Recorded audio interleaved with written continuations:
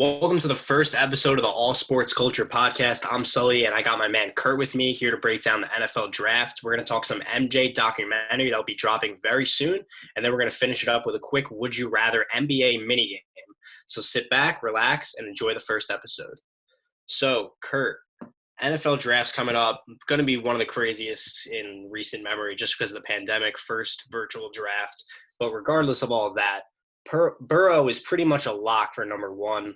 But a lot of people are saying Tua could be the best QB in this draft. What do you think about that? So in my opinion, I think that Burrow's going to be a better quarterback long-term just for the fact that we saw how incredible he was last year at LSU, winning the national championship and breaking so many records. But I think Tua does have the chance to be an incredible quarterback as well. You saw how accurate he was at Alabama. The biggest concern, and I think everyone realizes this, is his injury history. He's gone through a lot of history of injuries at Alabama. So the biggest question mark, in my opinion, is if Miami does decide to take him at 5, are you willing to kind of risk taking a great quarterback? But, obviously with the injuries that have surrounded him, it's a big risk. But in my opinion, I think that Burrow is the safest pick, and that's why he is for sure going number one. But I think that 2 at 5, if all things go well, he doesn't get injured in the NBA, in the NFL a lot, then I think that it's a good pick at 5 if he does go 5 for Tua. But I think that Joe Burrow for me is going to be the better NFL quarterback long term.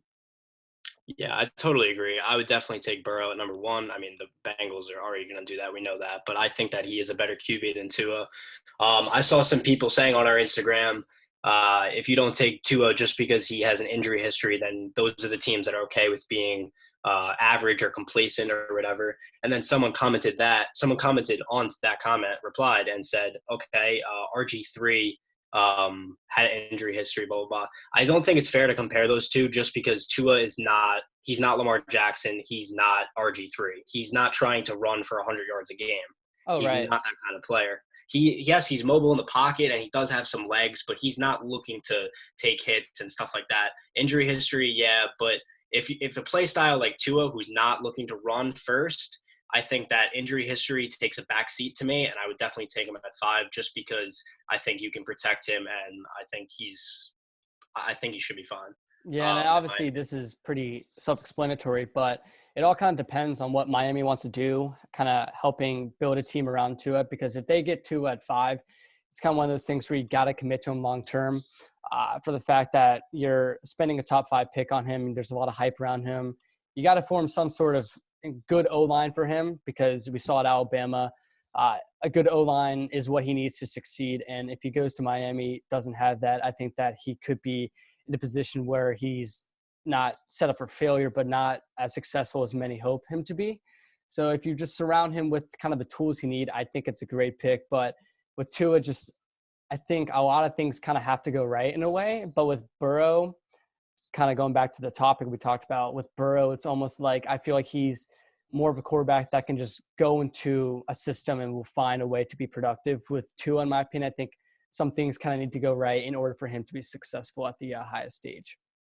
No, I agree. And like you said, they're going to have to build around Tua. And I think that this is a perfect draft to do that because the lineman draft, the lineman pool is so deep. We know that there's going to be probably 5 offensive linemen taken in the first 25 picks or 4. So, and obviously the Dolphins have a lot of picks. They can trade up. They can use some of those picks. So I think it's definitely possible they build a good line and select Tua. So that's pretty much going along with what you said. But moving on, who do you think the best player is in the class? Obviously, Burrow's going to go number 1, and everyone loves the QBs, but usually the first pick isn't the best player to come out of the class. So who do you think is the number 1 player? Right. So I love Chase Young for the fact that I got to watch a couple Ohio State games last year, and I think that with them being a great team last year, it's kind of fun to watch them. But Chase Young got 16.5 sacks at Ohio State last year, didn't play 2 of the games. So it kind of runs the question of how many more sacks could he have gone or, how many more sacks could he have had if he would have played those games. So Chase Young is just, I feel like, has a super high ceiling, and it's just one of the players that I think that you can't go wrong with that too. So I like Chase Young, but another player I am looking at is Isaiah Simmons. He's so versatile, can play so many positions on the defensive side of the ball. Isaiah Simmons, he proved it at Clemson. had an incredible playoff, incredible regular season, and can just play so many snaps, even though he is playing multiple positions. I think that he's a incredible pick if, there's a lot of question marks on where he could go. He could go forward to the Giants, but maybe the Giants go O-line. I don't really think, though, it really matters kind of the fit for Isaiah Simmons. I think, right, like what we were saying with Joe Burrow, he can kind of go into any defense and kind of transform that defense in a way. So I think that Isaiah Simmons and Chase Young on the defensive side of the ball are just incredible picks. So that's kind of my two I think are going to be the best. But obviously it will be interesting to see what happens. There's a lot of things that have to go right. I can't really a player has to go to a certain, team. I think it's Chase Young and Isaiah Simmons, in my opinion.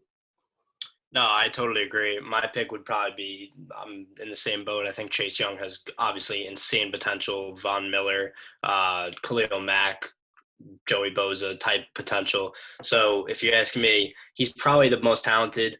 I love the Isaiah Simmons pick from you. Obviously, he's like Jamal Adams. He's Troy Polamalu. I'm not saying he's going to be on their level, but it's very possible. He's all over the field. He can pretty much play a lot of positions. So he's a very versatile player for a team that the Giants need a decent amount of positions filled. So Isaiah Simmons can fill any of those positions.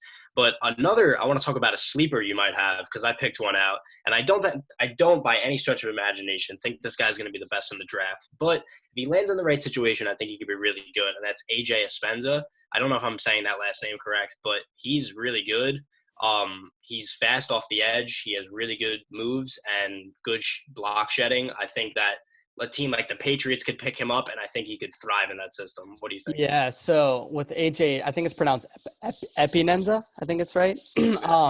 But with him, I think that you're definitely going to see the possibility of New England taking him at 23.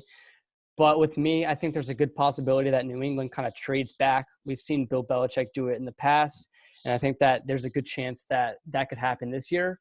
But I definitely think if he is in the right position, we saw at Iowa how incredible he is on the edge. So I think that he is a good pick. And obviously New England's got a great defense. Last year they had an incredible defense. So if you add AJ Epinenza to that defense, it's going to be really good.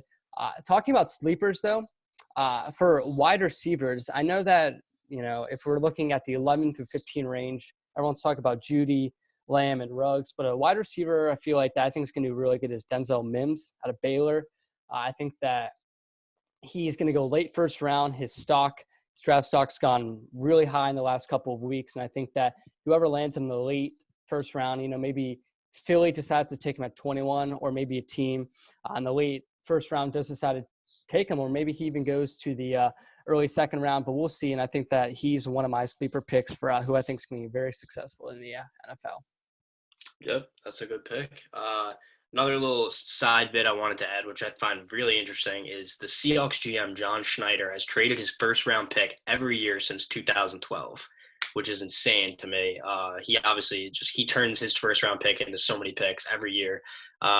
Virtual draft, it's going to be really interesting. In your opinion, obviously, we don't really know much about it, but do you think there's going to be more moves, less moves, or pretty much the same?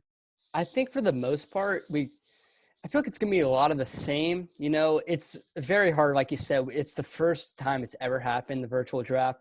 So it's kind of, in my opinion, hard to predict what is going to happen.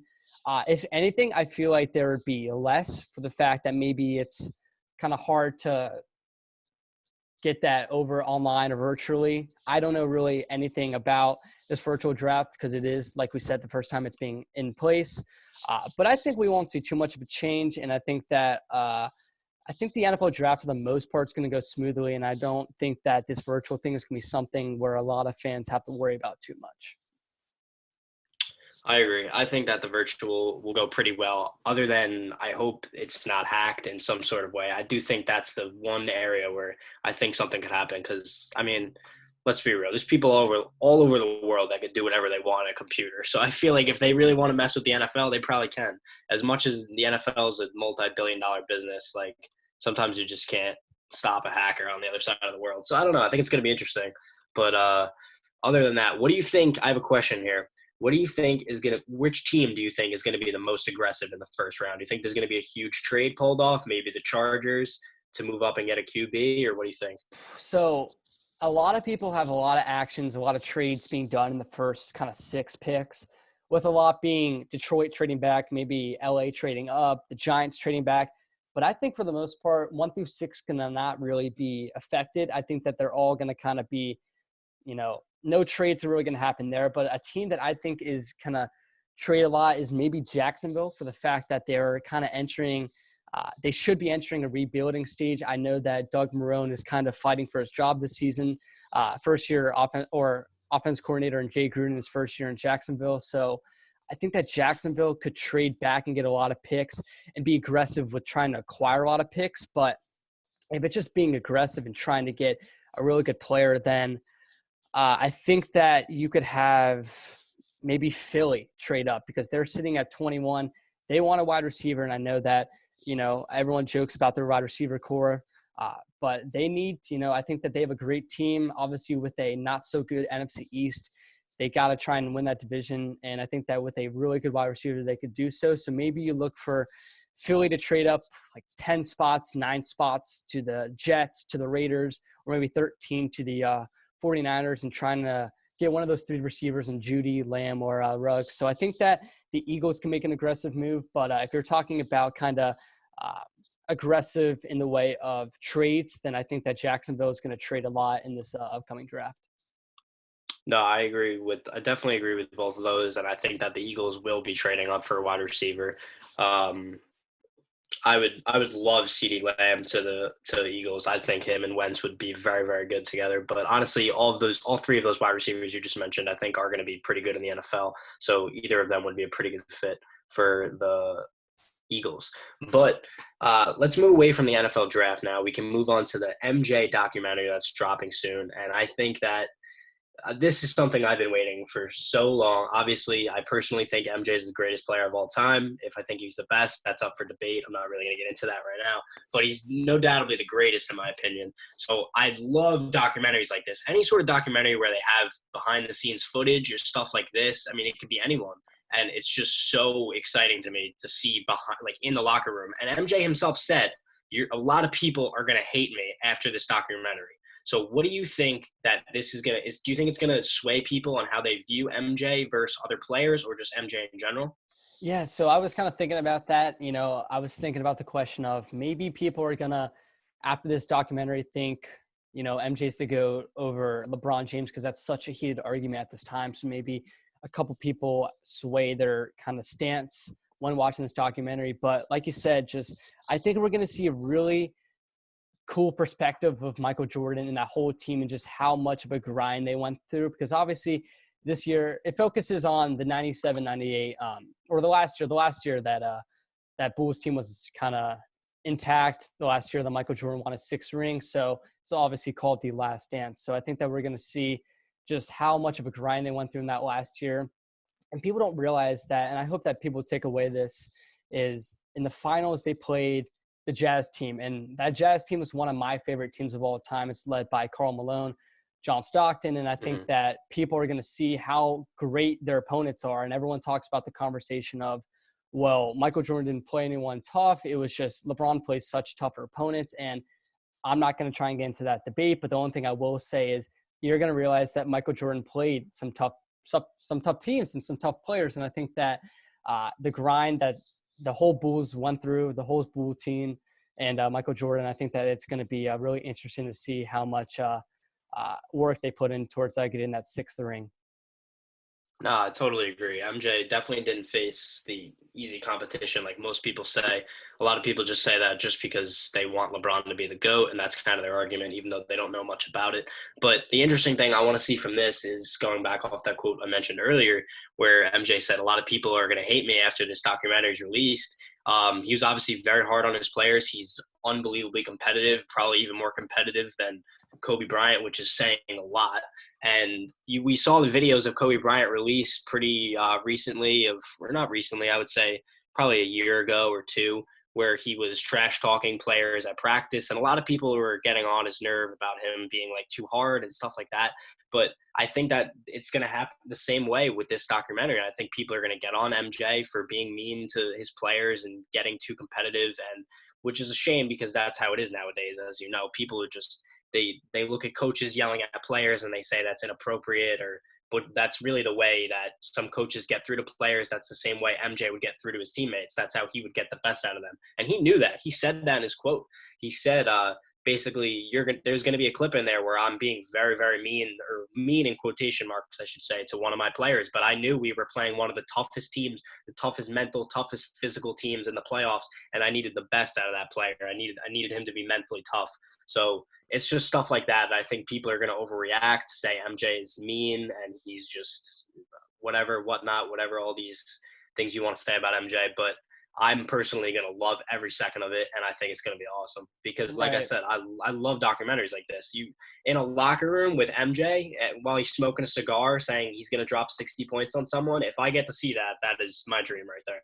And I think that's going to be amazing. Yeah, kind of to what you were saying, though, like, yes, MJ is going to be perceived as this, maybe a mean guy, but if he wasn't like himself, he wasn't that mean guy, he wouldn't have won the 6 rings. And I think that people need to realize that it's not just all, soft, and it's all going to not just come to you. Like, you had to just be mean, get the best out of players in order to be successful. And I think that's what we found out through Phil Jackson, Michael Jordan, and that whole Bulls team. So I am very excited to see what happens. And obviously I'm a big documentary fan. So I think that this is the, with no sports going on, with not a lot going on during this pandemic, I'm excited to see a little bit of sports and a cool documentary. So. Yeah, I agree. It's no coincidence that Kobe and MJ are two of the most competitive people, and mean, for some people call them mean the way they act to their teammates and whatnot, like we were saying. But they're also two of the most successful NBA players of all time. So, or debatably the 2 most. So that alone just goes to show that sometimes that might be the attitude that you need to succeed in sports. So I think people need to understand that. But going back to what you were saying about the pandemic, we don't have any sports. So what do you think? I mean, this is pretty much all just guessing at this point, but baseball has somewhat of a plan to come back with no fans. NFL might be delayed. Obviously, NHL is pretty much done. NBA is trying to salvage the season. They say that there is hopes that they will. They think they will, but who really knows what happens? Do you have a guess on what you think is going to happen for NBA and NFL, let's say? So I don't think NFL, in my opinion, is going to get too affected for the fact that, it is in September and it's so hard to predict, when this is all going to get better. But I think that if anything, maybe they start off the season with no fans. I really don't expect, in my opinion, to see a cancellation or a postponement of the NFL season. I think if anything, they're going to have no fans for a little bit. Now, I want to talk about NBA. That's a little tough for the fact that you just got towards the stretch of the regular season. There's about to be playoffs. Playoffs would be starting actually around kind of now. So, yeah. But I think that with NBA, maybe you're looking at a June for when it'll come back. But I just don't think that. I don't know, because the fact of, will they want to kind of finish the season for the teams that obviously are fighting for a playoff spot, or maybe they just jump right into the playoffs? A lot of questions, and I don't think that I'm the one to get the answer to. But if I had to make some sort of guess, I think that with NFL, you won't see too much of a, I think that it will start back in September, maybe with no fans. That will not be affected too much. And then with NBA, maybe in June or July is when we'll see that. And I think that if anything, they would probably jump straight into playoffs, in my opinion. Yeah, I agree. I think a July return is pretty reasonable. The curve, or whatever you want to call it right now, is it's flattening for the most part in the US with coronavirus. So it is getting a little bit better, but they do have plans to reopen the country, or whatever you want to call it. So there's things that are already returning to a little bit normal, probably too soon, and it's probably going to get much worse. But as of right now, it does look like a July return is possible. I think maybe they do, this is just an idea, but maybe they do 5-game series for everything leading up to the finals, and the finals is out of 7, just if they need to speed it up a little bit. I know a lot of people probably wouldn't be happy about that, because the 7-game series versus a 5-game series is way different. But I think that they might have to do that if they have to speed up the season a little bit. But if not, then I think that a July return is pretty possible. Probably, obviously, no fans, but which would kind of suck, as LeBron would say. But I'd rather see basketball than no basketball. Right. And Um, biggest thing with me is it's like you have teams obviously like the Trailblazers, the Pelicans, just going off at the top of my head, that are fighting for that playoff spot. And it'll be yeah, interesting to see if, how them and fans kind of react to the situation if they go straight to playoffs. Obviously, it's something they can't really control, but I bet they'll be a little, angered at the situation that if they would have played a couple more games, it could have swayed their playoff spots. So that'll be interesting to see. But it'll be crazy the next couple of months. And I'm just hoping that we can get sports back as soon as possible. And if that means with no fans, then I'm willing to watch that. So, yep, I agree. How do you feel about these high school players decommitting from college? Obviously, you just saw Jalen Green and Isaiah Todd do this. Obviously, Jalen Green wasn't committed, but Isaiah Todd was supposed to go to Michigan. I've those correct, right? I didn't mix yeah, them up. Yeah. yes. So obviously now they're both going to play in the G League, $500,000, which is a lot more than the average G League player. $125,000 scholarship if they ever choose to go to school to complete their education. How do you feel about this? So, from a college basketball fan, I obviously wish we could have seen these two players compete in the collegiate level. But from a business standpoint, I really don't see how we're definitely going to see more people in the future do this. It just makes too much sense. A lot of people you're going to see have goals to make in the NBA, not to play college basketball. And the best way to do that, in my opinion, is to play at the G League because, you are already in that NBA kind of, you're in the NBA, just obviously in the G League. So I think that you're going to see more people do that. They're making money, and it obviously will help because, with the NCAA, you're not going to be making any money. So I think that we're going to see a bunch of more athletes do this in the future, whether that be playing the G League or going overseas. We saw that with LaMelo Ball. So I think that, I wish they would have gone to college and the NCAA for the fact that I love watching college basketball. But from a business standpoint and what's best for them in the long run, I really think it's a smart decision to kind of jump over college basketball and play at the G League, or with some people go overseas. Yeah, I agree. I actually just wrote something on this pretty recently, and it was I basically said for every Kobe Bryant and LeBron James that there is that obviously jumped straight to the NBA and had major success, you got Robert Swift, you got Thon Maker, you got Martell Webster's, people that obviously everyone knows Thon Maker for the most part because he's pretty recent, but he obviously hasn't had much success, and those other two I mentioned had almost no success.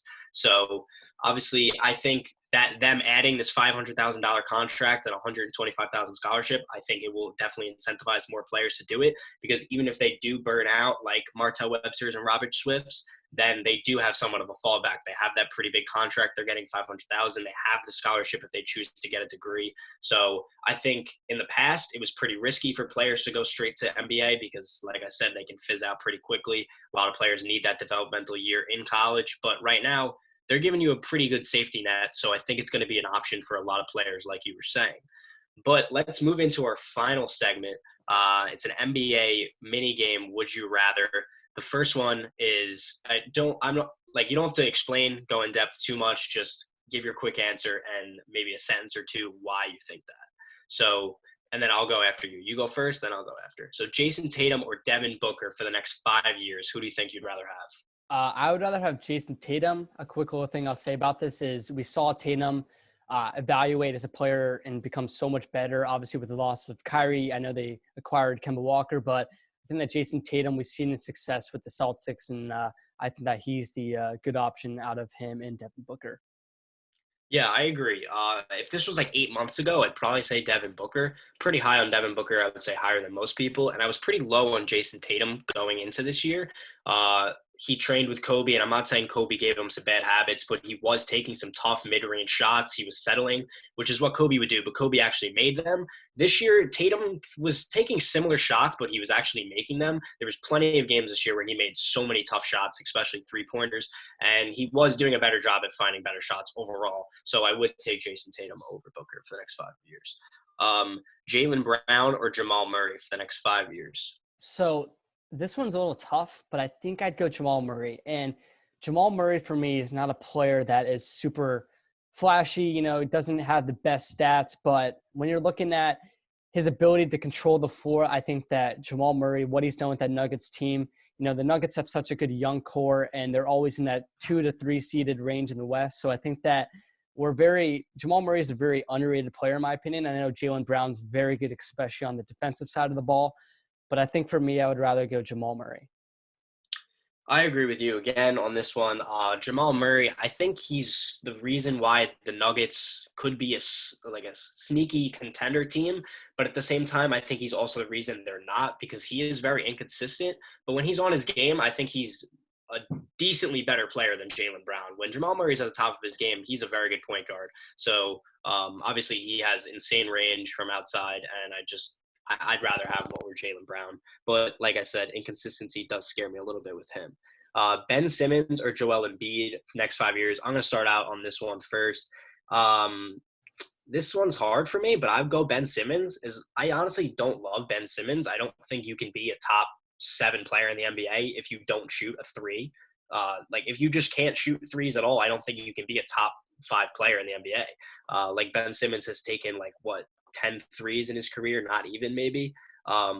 So to say that I would take Ben Simmons over one of the best centers in the NBA is kind of hard for me to do. But Joel Embiid, every time you get to the playoffs, he seems like he's either hurt or he's out of shape, and he's not giving much effort. That's probably because he's out of shape. But I don't know. Joel Embiid at the top of his game is obviously a very, very good player, but it just seems like it's rare to see him at that. So what do you think?